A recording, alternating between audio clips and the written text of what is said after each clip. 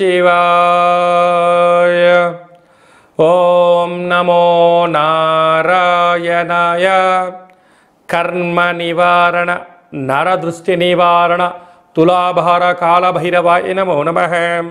ఓం కాళకాలాయ విద్మహే కాళాతీతాయ ధీమహి తన్నో నరదృష్టి నివారణ కాళభైరవ దేవతాభ్యో నమో నమః. హరి ఓం. మా ఛానల్కి స్వాగతం.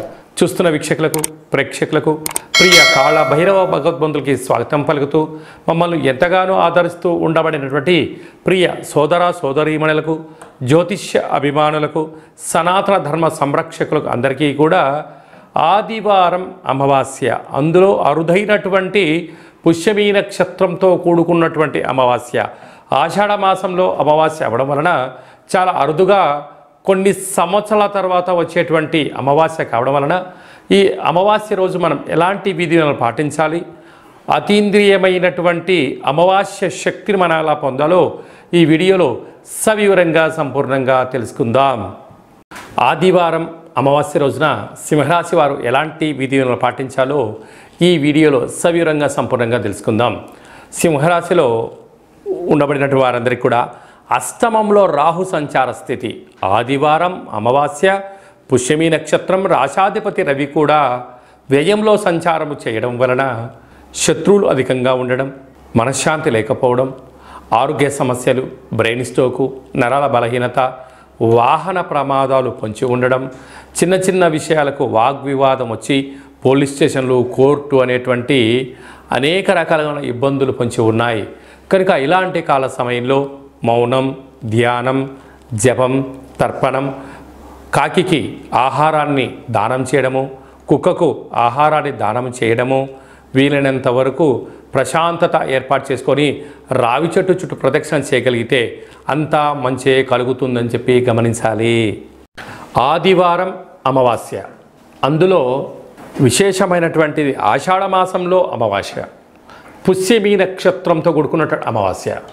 కనుక ఆదివారం అమావాస్య వస్తేనే యోగులకు, సాధకులకు సాధన చేసి అంతరిక్షంలో ఉండబడినటువంటి సకల శక్తిని సంపాదించి నరదృష్టిని, శత్రు ప్రభావాలు తొలగించడం కోసం వ్యాపార ఆకర్షణ, విద్యాకర్షణ, ఉద్యోగాకర్షణ, సకల ఆకర్షణ శక్తి ఎలా పొందాలో ఆ రోజు మనం చేస్తున్న చిన్న సాధన, చిన్న సూర్య నమస్కారం, తులసి కోటలో నీళ్ళు, పితృదేవతలకు అంటే గతించినటువంటి వారికి ఒక ముద్దను వారికి ఏర్పాటు చేయడం, తర్పణం వదిలిపెట్టుకోవడం, గోమాతకు ఆహారం ఏర్పాటు చేయడం, అలాగే చిన్న చిన్న విధి విధానాల వలన అద్భుతమైన శక్తి కలుగుతుందని చెప్పి మనం గమనించాలి.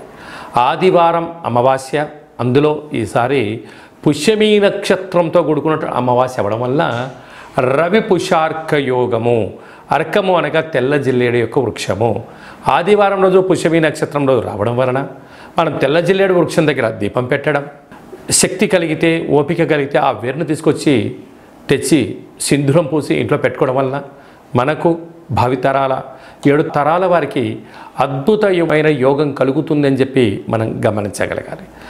కనుక ఈ ఆదివారం అమావాస్య రోజున సూర్యోదయపు మునుపూర్వమే నిద్రలేచి ఇంటినల్లా చక్కగా శుద్ధి పెట్టుకొని, ఇంటికి వీలైతే మామిడాకులు, కొబ్బరాకులు కట్టుకొని, సూర్యోదయం రాగానే సూర్యుడికి నమస్కారం చేసుకొని, సూర్యభగవానికి అర్ఘ్యం వదిలిపెట్టి, ఒక రావ్యాకులో చక్కెర పొంగలి పాయసం వండి సూర్యభగవానికి నైవేద్యం పెట్టడం వలన అద్భుతమైన ఆయురారోగ్య శక్తి అని చెప్పి గమనించాలి.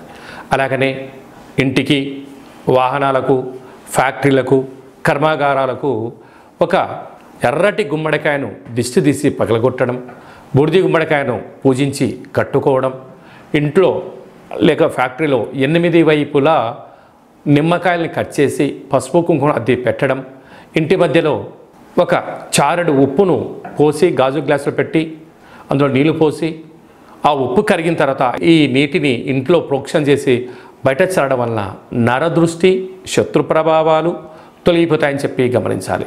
ఇంకా కాకపోతే ఒక్కొక్కరి యొక్క పేరు పైన, ఒక్కొక్కరి యొక్క జాతకరీత్యా ఏమేం చేసుకోవాలో మనం విరివిరిగా తెలుసుకుందాం. ఇంకనూ మనము విజయం సాధించగలగాలి అన్నట్లయితే ఈ యొక్క పాత్ర కంచు పాత్ర, రాసులు 12 ఎలా ఉంటాయో 12 రాసులను ఇందులో అచ్చు వేయడం జరుగుతుంటుంది. ఈ పాత్రను మనం గృహంలో ఉంచుకొని ప్రతిరోజు ఉదయం పూజ చేసిన తదనంతరము, సాయం సంధ్యాకాల సమయంలో దీపం వెలిగించిన తదనంతరము ఈ యొక్క సాఫ్ట్గా ఉండబడిన కర్రను ఇటువైపు పట్టుకొని ఇలాగ చిన్నగా శబ్దం చేసినట్లయితే ఓంకార శబ్దం రావడం జరుగుతుంది. ఈ యొక్క పాత్ర స్వర్ణాకర్షణ కాళభైరవ అక్షయ పాత్ర అంటారు.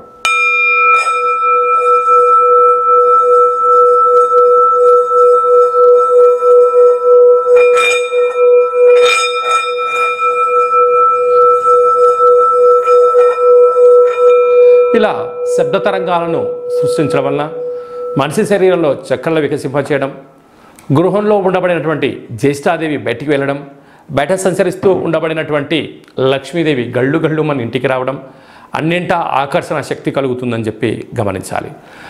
ఆదివారం అమావాస్య పుష్యమీ నక్షత్రంతో కూడుకున్న అమావాస్య అవడం వల్ల కాళభైరవ స్వామి యొక్క పూజ చాలా విశేషాన్ని ఐశ్వర్యాన్ని ఇస్తుంది. కాలం మనకు అనుకూలంగా ఉండగలగాలి. ఒకరు చెప్తుంటారు, నా కర్మ ఇంతే, నేనేమీ చేయలేకపోతున్నాను, కాలం నాకు అనుకూలంగా లేదు, నేనేం చేసినా కలిసి రావట్లేదు అని బాగా బాధపడుతుంటారు. వారందరూ కూడా ఇలాంటి అమావాస్య రోజున ఒక ఎర్రటి గుమ్మడికాయను తెచ్చి సగ భాగాన్ని కట్ చేసి పూజా మందిరంలో కానీ ఇంట్లో ఈశాన్యం వైపు కానీ ఫ్యాక్టరీలో కానీ ఎక్కడైనా కానీ ఒక అష్టదళ పద్మాన్ని వేసి అందులో 3 దోశల ఉప్పును పోసి ఈ సగ భాగాన్ని కట్ చేసినటువంటి గుమ్మడికాయను ఒక దాంట్లో మరొకటి పెట్టి పసుపును పూసి 8 వైపులా తూర్పు, ఆగ్నేయ, దక్షిణ, నైరుతి, పశ్చిమ, వాయువ్య, ఈశాన్య దిగ్భాగం వైపు 8 ఒత్తులు వేసి నువ్వుల నూనెను వేసి అందులో నవధాన్యాలను వేసి దీపం వెలిగించినట్లయితే దీన్ని కాళభైరవ స్వామివారి యొక్క అఖండ గండ దీప మహోత్సవం అంటారు, కూష్మాండ దీపము అంటారు. అలా వెలిగించిన తర్వాత మరుసటి రోజు వీటిని తీసుకుని వెళ్ళి ప్రవహించే నీటిలో వేయడం వలన ఇంట్లో ఉండబడినటువంటి నరదృష్టి, తంత్ర ప్రభావాలు, తాంత్రిక ప్రభావాలు తొలగిపోయి మనం అనుకుంటున్న అద్భుతమైన విజయం మన సొంతం అవుతుందని చెప్పి గమనించాలి. అలాగనే మీ వ్యక్తిగత జాతకం తెలుసుకోవాలనుకుంటున్నారా? మీ యొక్క పేరు, పుట్టినటువంటి తేదీ, నెల, సంవత్సరం, సమయం వ్రాసి పంపించినట్లయితే మీ యొక్క సంపూర్ణమైన జాతకాన్ని రాసి 100 సంవత్సరాల జాతకం రాసి పంపించి మీరు పుట్టినప్పుడు గ్రహ గమనాలు ఎలా ఉన్నాయి, ప్రస్తుతం ఎలా ఉంటున్నాయి, రాబోయే కాలం ఎలా ఉండబోతున్నాయో సవివరంగా సంపూర్ణంగా తెలియచేయడం జరుగుతుంది. అలాగే చాలామందికి డేటా ఆఫ్ బర్త్లో లేనటువంటి వారికి మీ పేరు యొక్క మొదటి అక్షరాన్ని అనుసరిస్తూ రాశిని తెలియచేస్తూ గ్రహ గమనాలు గ్రహచార రీత్యా ఎలా ఉన్నాయో తెలియచేస్తూ రమణ శాస్త్రం ద్వారా అనగా గవళ ద్వారా భూత, భవిష్యత్, వర్తమానాన్ని కాళభైరవ ఉపాసన చేత తెలియజేయడం జరుగుతుంటుంది. అలాగనే మీ అబ్బాయికి కానీ అమ్మాయికి కానీ వివాహం కావడం లేదా, జాతకంలో ఎలాంటి యోగాలు ఉన్నాయి, ఎలాంటి దోషాలు ఉన్నాయి, ఎలాంటి వధువు వరుడిని వివాహం చేసుకుంటే వీరికి అద్భుతమైన యోగం కలుగుతుందో తెలియచేయడం జరుగుతుంటుంది. అలాగా వివాహ పొంతన చూడడం మన యొక్క దేవాలయంలో ప్రత్యేకత. గతంలో వివాహం చేసుకున్న దంపతులు తరచుగా గొడవ పడడం, విడిపోవడం, పోలీస్ స్టేషన్లు అనడం, కోర్టు సమస్యలతో బాధపడుతున్నారా? మీ యొక్క పేరు, డేట్ ఆఫ్ బర్త్ వాటిని పంపించగలిగినట్లయితే జాతకంలో చిన్న చిన్న మార్పుల చేత అద్భుతమైన విజయానికి మిమ్మల్ని ముందుకు తీసుకెళ్ళి పార్వతీ పరమేశ్వరులు ఎలా 10 కాలాలు కలిసి ఉంటున్నారో మీరు ఉండడానికి అనేక సలహాలు, సూచనలు కూడా ఇవ్వడం జరుగుతుంటుంది. చాలామందికి కాళభైరవ మంత్ర ఉపదేశం ఎక్కడ తీసుకోవాలి, సాధన ఎలా చేయాలి అనుకుంటున్న వారందరూ కూడా మన దేవాలయంలో చేయడం జరుగుతుంటుంది. మీ అబ్బాయి కానీ అమ్మాయికి కానీ చిన్నపిల్లలు పుట్టినట్లయితే వాళ్ళు పుట్టినటువంటి రోజు, తిథి, వారము, నక్షత్రం సందర్భంగా ఎలాంటి పేర్లు పెట్టుకోవాలో కూడా తెలియజేయడం జరుగుతుంది. కనుక ఈ ఆదివారం అమావాస్య రోజున కాళభైరవ స్వామికి స్మరణ, ధ్యానము, జపము, తర్పణము, దానము, కుక్కకు ఆహారం వండి పెట్టడం, పక్షిరాజా వారికి అనగా కాకికి ఆహారాన్ని పెట్టడం, మద్యాన్ని పొయ్యడం వలన సకల మృత్యు అపమృత్యు దోషాలు తొలగిపోతాయని చెప్పి గమనించాలి.